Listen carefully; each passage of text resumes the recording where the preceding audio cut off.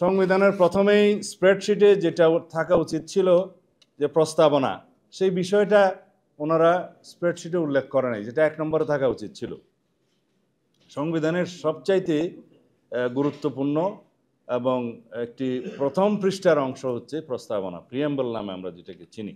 সেটা পুরোপুরি পরিবর্তনের বা সংশোধনের একটা প্রস্তাব আছে, অনেকটা রিরাইটিংয়ের মতো, যেখানে 1971 সালের স্বাধীনতা যুদ্ধের সাথে 2024-এর গণ অভ্যুত্থানকে এক কাতারে নিয়ে আসা হয়েছে, যেটা সমুচিত বলে আমরা মনে করি না। এটাকে অন্য জায়গায় রাখার বা তফসিল অংশে রাখার বা স্বীকৃতি দেওয়ার বিভিন্ন রকমের সুযোগ আছে, সেটা আলাপ আলোচনার মধ্যে দিয়ে আমরা পরে প্রকাশ করব। কিন্তু সেই প্রিয়াম্বলটা আমরা চাই, যেটা পঞ্চদশ সংশোধনের পূর্ব অবস্থা, যেটা 5th অ্যামেন্ডমেন্টের পরে গৃহীত হয়েছিল বাংলাদেশের জনগণের সকল অভিপ্রায় অনুসারে, সেই জায়গায় বহাল থাকা উচিত। তারপরে ওনারা শুরুই করলেন রিপাবলিক দিয়ে, রাষ্ট্র দিয়ে, রাষ্ট্রের নাম পরিবর্তন দিয়ে, যেটাকে প্রজাতন্ত্র না বলে জনগণতন্ত্র বা নাগরিকতন্ত্র বা পিপলস রিপাবলিক অফ বাংলাদেশের ক্ষেত্রে বাংলায় বলছেন যে জনগণতান্ত্রিক বাংলাদেশ। আর রিপাবলিক শব্দ ইংরেজিতে কি থাকবে, পিপলস রিপাবলিক অফ বাংলাদেশ ইংরেজিতে কি থাকবে, কিন্তু বাংলার মধ্যে ওনারা নাগরিকতন্ত্র এবং জনগণতান্ত্রিক বাংলাদেশ লিখতে চান। সেটার কোনো প্রয়োজন আছে বলে আমরা মনে করি না। দীর্ঘদিনের প্র্যাকটিসের মধ্য দিয়ে বাংলাদেশের মানুষ সেটা মেনে নিয়েছে রাষ্ট্রের নাম। এখন এই বিষয়টা দিয়ে যে আসলে কতটুকু কি অর্জন হবে সেটা প্রশ্নের দাবি রাখে, সেই জন্য আমরা এখানে একমত নই। তাছাড়া মৌলিক অধিকার এবং মূলনীতি এরপরে আসে। মূলনীতির ক্ষেত্রে ওনারা ব্যাপক পরিবর্তনের একটা প্রস্তাব ওখানে রেখেছেন। তা আমরা প্রস্তাব করেছি যে বর্তমানে সাংবিধানিক যে ধারাগুলো আছে, অনুচ্ছেদগুলো আছে, তার মধ্যে আলাপ আলোচনার ভিত্তিতে বিভিন্ন স্টেক হোল্ডারদের প্রস্তাব অনুসারে এই মূলনীতির মধ্যে যে প্রস্তাবগুলো আছে সেগুলোর হয়তো সংশোধনে আনা যায়, বাট আমরা আমাদের দলের পক্ষ থেকে পূর্ব অবস্থায়, পঞ্চদশ সংশোধনী পূর্ব অবস্থায় বহাল রাখার জন্য আমরা প্রস্তাব করেছি। মূলনীতির পরে আসে মৌলিক অধিকারের বিষয়টি। ওনারা মৌলিক অধিকার এবং স্বাধীনতা নামে আলাদা একটা চ্যাপ্টার সংযুক্ত করার জন্য প্রস্তাব করেছেন, যেটা আসলে অনেকটা আমরা মনে করি যে অভিজ্ঞতা না থাকার কারণে, হয়তো যাদের পার্লামেন্টারি এক্সপিরিয়েন্স বা রাষ্ট্র পরিচালনার অভিজ্ঞতা না থাকার কারণে হয়তো এটা অভিমত আসতে পারে, ওনাকে দিয়ে থাকতে পারে। কারণ হচ্ছে রাষ্ট্রের যেটা মৌলিক অধিকার জনগণের, সেটা এনশিওর করতে হবে রাষ্ট্রকে, নিশ্চয়তা বিধান করতে হবে রাষ্ট্রকে। সেই জন্য মৌলিক অধিকারের বাস্তব সিভিল এবং পলিটিক্যাল রাইটগুলো সীমিত। এরপরে আছে সোশ্যাল, কালচারাল এবং ইকোনমিক রাইটগুলো, সেগুলো রাষ্ট্রের সক্ষমতার উপর ভিত্তি করে গুড গভর্নেন্সের উপরে সবসময় ছেড়ে দিতে হয়, রাষ্ট্রের গভর্নেন্সের উপরে ছেড়ে দিতে হয়। সেই জায়গায় ওনারা জিনিসটা একটু মিলিয়ে ফেলেছেন, অ্যামালগামেট করে ফেলেছেন। সেটা আমরা আশা করি তাদেরকে বোঝাতে সক্ষম হব। এরপরে আসে নির্বাহী বিভাগ, আইন বিভাগ এবং বিচার বিভাগ। এখানে নির্বাহী বিভাগ, আইন বিভাগ এবং বিচার বিভাগের মধ্যে ওনারা যে সমস্ত প্রস্তাব নিয়ে এসছেন এবং যেগুলো কমিশনের কথা বলেছেন, specially the national constitutional council গঠন করে কিছু অনির্বাচিত ব্যক্তিদেরকে এবং প্রাতিষ্ঠানিক প্রধানদেরকে এখানে মেম্বার করে যে সমস্ত এখতিয়ার গঠন এবং ধরন এবং কার্যাবলীর কথা প্রস্তাব করা হয়েছে, তাতে করে দেখা যাবে যে রাষ্ট্রের নির্বাচিত জনপ্রতিনিধিদের তেমন আর কোনো গুরুত্ব থাকে না। তাই সেগুলো আমরা বলেছি যে এটা পুনর্বিবেচনা করা যায়, আলাপ আলোচনা করা যায়। রাষ্ট্র নির্বাচিত প্রতিনিধিদের দ্বারা পরিচালিত হবে, এটা হচ্ছে আমাদের সংবিধানের মূল জিস্ট, আমাদের সংবিধানের মূল চেতনা। তো সেই জায়গায় এটা ক্ষতিগ্রস্ত হবে বলে আমরা মনে করি। আমরা দ্বিকক্ষ বিশিষ্ট পার্লামেন্টের প্রস্তাব তো আগেই আমাদের 31 দফাতে দিয়েছি, সেটা সবাই গ্রহণ করেছে। এটা একটা জাতীয় ঐক্যমত হয়েছে বলে আমার মনে হয়। এই জায়গায় তাদের মধ্যে কত সংখ্যা, সদস্য সংখ্যা থাকবে, আমরা একটা প্রস্তাব পেয়েছি ওনাদের 105, আমরা 100-র মধ্যে সেই প্রস্তাবে আমাদের প্রস্তাব প্রদান করেছি, সেটা একমত। কিন্তু নিয়োগ মনোনয়ন প্রক্রিয়া কিভাবে তারা সিলেক্টেড হবে, সেটা আমরা সমাজের বিভিন্ন শ্রেণী পেশার বিশিষ্ট জন, যারা জ্ঞানী গুণী মানুষ, যাদের রাষ্ট্রীয়ভাবে অবদান আছে, তাদেরকে ওখানে অ্যাকোমোডেট করার জন্য এই বিধানটা আমরা প্রকৃতপক্ষে এনেছিলাম। সেই হিসাবে মনোনয়ন প্রক্রিয়া কী হবে না হবে সেটা পরবর্তীতে আলোচনা করা যায়। এখানে ওনারা যে প্রস্তাব করেছেন তার সাথে আমরা একটু ভিন্ন মত পোষণ করেছি।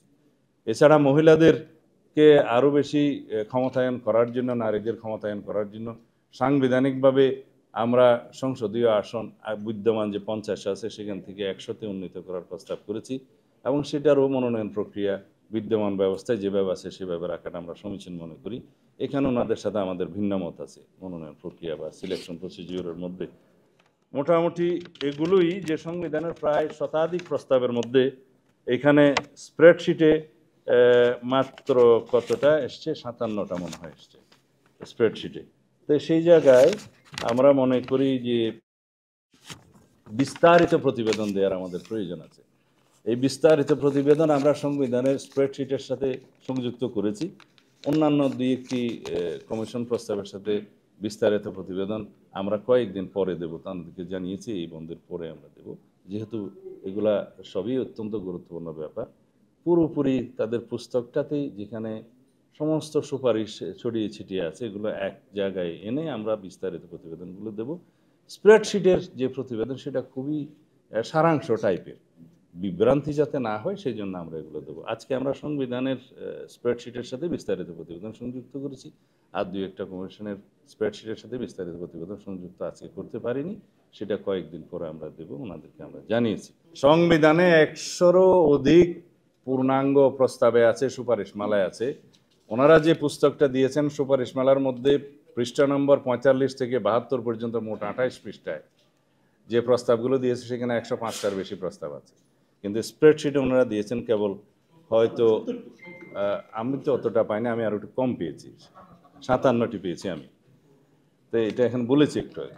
তো সেইখানে আমরা মতামত দিয়েছি, এটা আপনারা ওনার কমিশনের কাছে জানতে চাইতে পারেন যে কোনটাতে আমরা কি কি দিই। প্রায় যেগুলো একমত হওয়া উচিত ওখানে আমরা একমত হয়েছি, আর যেগুলো আমাদের ভিন্ন মতামত দেওয়া প্রয়োজন মন্তব্য সহকারে আমরা দিয়েছি, মোটামুটি আমরা পুরোপুরি সহযোগিতার মধ্যে আছি। সংবিধানের প্রস্তাবনা যেটা প্রিয়াম্বল নামে বেশি সবাই চেনে আর কি, এখানে ওনারা 1971 সালের স্বাধীনতা যুদ্ধের সাথে একই কাতারে 2024 সালের গণ অভ্যুত্থানকে নিয়ে এসছেন, যেটা আমরা মনে করি সমীচীন নয়।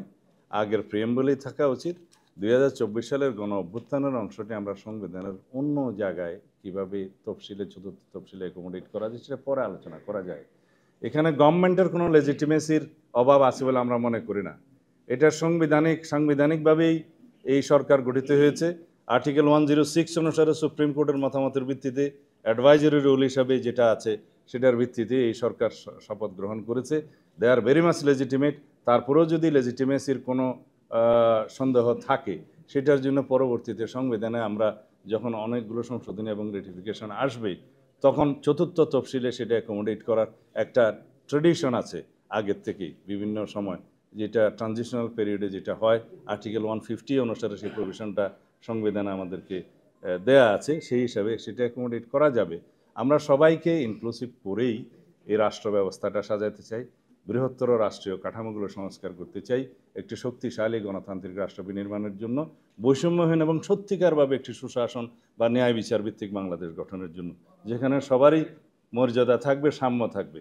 গণপরিষদ হচ্ছে একটা রাষ্ট্র নতুন গঠিত হয়েছে, সেখানে সংবিধান রচনা করা দরকার, সংবিধান নাই, সেই জন্য সমাজের বিভিন্ন শ্রেণী পেশার মানুষকে নিয়ে প্রতিনিধিত্ব আকারে একটা গণপরিষদ গঠন করা হয়। নির্বাচনের মাধ্যমে হতে পারে, সিলেকশনের মাধ্যমে হতে পারে। সেই গণপরিষদ একটা সংবিধান প্রণয়ন করে সেটা গৃহীত হওয়ার পরে গণপরিষদের সেই সংবিধানের ভিত্তিতেই আবার একটা নির্বাচন হয় পার্লামেন্টের। এখানে আমাদেরকে রাষ্ট্র নতুন হয়েছে, আমরা এখন কত বছর, 53-54 বছরের পুরাতন রাষ্ট্র, আমাদের একটা সংবিধান আছে, সেই সংবিধানের হয়তো গণতান্ত্রিক চরিত্রটা বিনষ্ট হয়েছে, যার সাথে আমরা একমত নই, যার জন্য রাষ্ট্রীয় কাঠামো এবং গণতান্ত্রিক কাঠামোগুলো আমাদের বিনির্মাণ করা দরকার নতুনভাবে। সেই জন্য আমরা সংবিধানের ব্যাপক সংশোধনী এনেছি। যারা এই গণপরিষদের দাবি করছে তারাও তো 69টা প্রস্তাব দিয়েছে সংশোধনী, আমরা হয়তো তাদের চেয়ে একটু কম দিয়েছি। এগুলো আলোচনা করে আমরা একটা বৃহত্তর ঐক্যমতের ভিত্তিতে এসে সংবিধানের একটা ব্যাপক সংশোধিত সংবিধান পেতে পারি। সেই সংবিধানকে তারা নতুন সংবিধান বলতে পারে, আমাদের তো আপত্তি নেই, এখানে গণপরিষদের কোনো প্রয়োজন নেই।